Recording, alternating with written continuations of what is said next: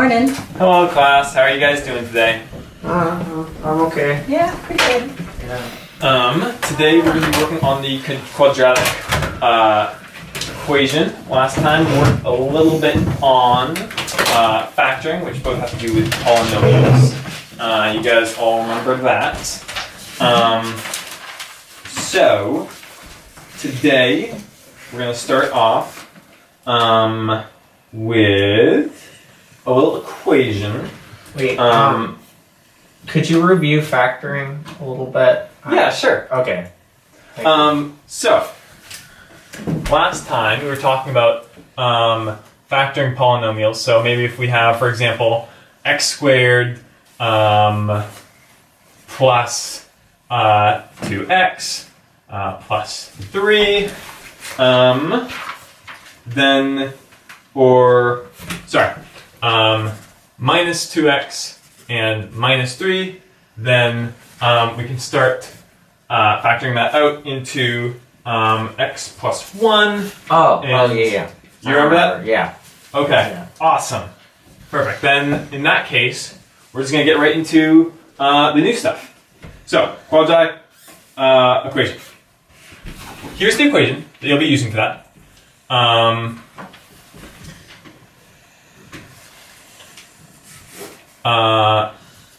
So there's actually a little bit of a jingle that goes with this. And I'm going to teach you guys all it because it's going to help you remember. And it's actually able to be based on Pop Goes the Weasel. And it goes like this. It goes x equals negative b plus or minus the square root of b squared minus 4ac all over 2a. So that's our equation here. And I'm going to have you all join me. Bear with me. But I really think it'll help you guys remember this. And if not, you can tell me I told you so later on. So, join me now. X equals negative b plus or minus the square root of b squared minus 4ac all over 2a. Right, yeah, so we're going to use that for our polynomials, and let's throw up an example of a question we might face. So, how about 5x squared plus 6x plus 1.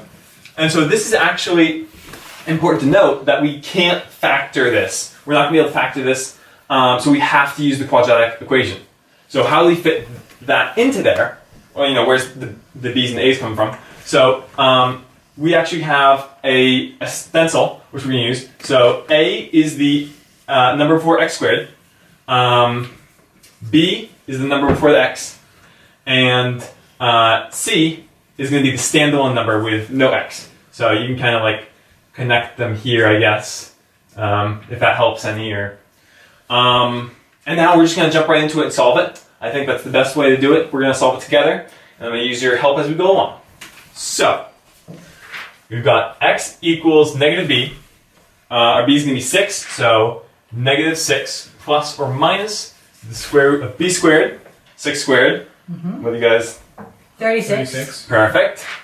Minus 4 times a. Our a is going to be our 5 right here. And our c is going to be our standalone number again. And that's all going to be over 2a, which is the 5 again. So then you just kind of go about solving this like you would any problem. So you've got, let's simplify this a little bit. You've got 36 minus, what's 4 times 5, guys? 20. Perfect. And 20 times 1 is going to be still 20, over 2 times 5. 10. Thanks. And then we're going to simplify this again. We've got 36 minus 20, which is going to equal 16. Can we get the square root of 16 maybe? 4. Oh. Perfect. Thank you guys so much. So we're going to have x equals negative 6 plus or minus 4 over 10. So at this juncture, we've got a plus or minus And when we're doing the quadratic equation, we are going to solve both of those. We're going to solve it as if it were negative 6 plus 4 and as if it were negative 6 minus 4. So let's do the plus 4 first. We've got negative 6 plus 4 over 10. Negative 6 plus 4 is going to be negative 2 and over 10. And then negative 2 over 10 is going to be negative 1/5. So that's our addition side. And if we do the subtraction side, we've got negative 6 minus 4 over 10, which is going to go over to negative 10 over 10, and that's just going to be negative 1. And so we have two answers for this. We've got x equals negative 1/5 and x equals negative 1. It's possible that both of these would equal the same. Like if you do the addition side and the subtraction side, they'll both come to the same answer. But otherwise, you're going to have two answers. So why don't we go through another one. I've got one set up for you guys. Yes, Willow. Can you still do the quadratic stuff if the original equation, the a squared plus the ax2 plus all that, if that's not equal to 0? Good question. Yeah, perfect. Thank you so much for asking. You actually you do have to have a set equal to 0, but that does bring us to where I was going to get to next, which is sometimes you can find pieces that appear missing from the equation. So maybe in the next one we have x squared minus 3x equals 0. So can you guys tell me what's missing from this one? C? The C. Yeah, the C value is missing. Oh, yeah. So how are we going to proceed from here? Well, if normally that's just plus something, so it would just be 0 in this case because it's that plus 0 is still that. Perfect, yeah. So it's just plus or minus some number, and so it's just going to be plus or minus 0. Perfect, just like you said.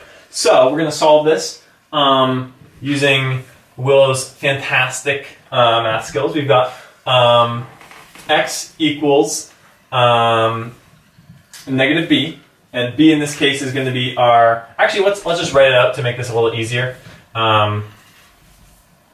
Minus 0.